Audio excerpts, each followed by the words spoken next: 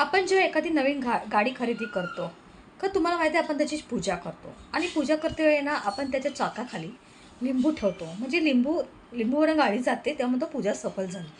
बरोबर. जर two wheeler असेल तर 2 लिंबू आणि फोर व्हीलर असेल तर 4 लिंबू. खरं असं का करतो तुम्हाला माहिती आहे का? मी असं तुम्हाला सांगते. पूर्वी लोक ना बैलगाडीने प्रवास करत होते. बरोबर. तेव्हा गाडी वगैरे असं काही नव्हतं. फोर व्हीलर टू व्हीलर बैलगाडीने प्रवास करायचे.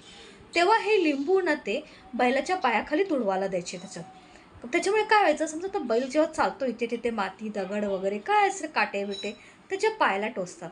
आणि जेव्हा लिंबू त्याच्या पायाकडे टोचलं ना की लिंबूमध्ये असतं सायट्रिक ॲसिड. तर सायट्रिक ॲसिडमुळे कसं ती जखम बरी होते. म्हणून तेव्हा ना बैलाच्या पायाखाली ना आपण लिंबू तुडवायला द्यायचो की जेणेकरून कसं त्याला काही दुखापत त्याला काही जास्त त्याची जखम जास्त होऊ नये आणि त्याला आराम मिळावा म्हणजे पुढे तो प्रवासासाठी एकदम ठणठणीत असेल हे चांगला त्याचा प्रवास होईल. ह्याच्यासाठी आपण लिंबू तुडवायला देत होतो बैलाच्या पायाखाली. खरं आता तीच पद्धत आपण पुढे चालवत आहोत. आपण पूजा करताना प्रत्येक भारतीय जास्त करून पूजा करताना आपण ती लिंबू आपल्या म्हणजे चाकाखाली ठेवतो गाडीच्या. ही काही भावनिक नाही आहे, ह्याच्यामुळे एक सायंटिफिक रिझन आहे. खरं इंडियामध्ये खूप भावनिक म्हणून आपण ह्या गोष्टी करतो. बरोबर. त्याच्यामुळे लक्षात ठेवा की आपण लिंबू का ठेवतो ह्याच्याखाली. तर अशाच वेळा माहितीसाठी चॅनल लाईक शेअर आणि सबस्क्राईब करा.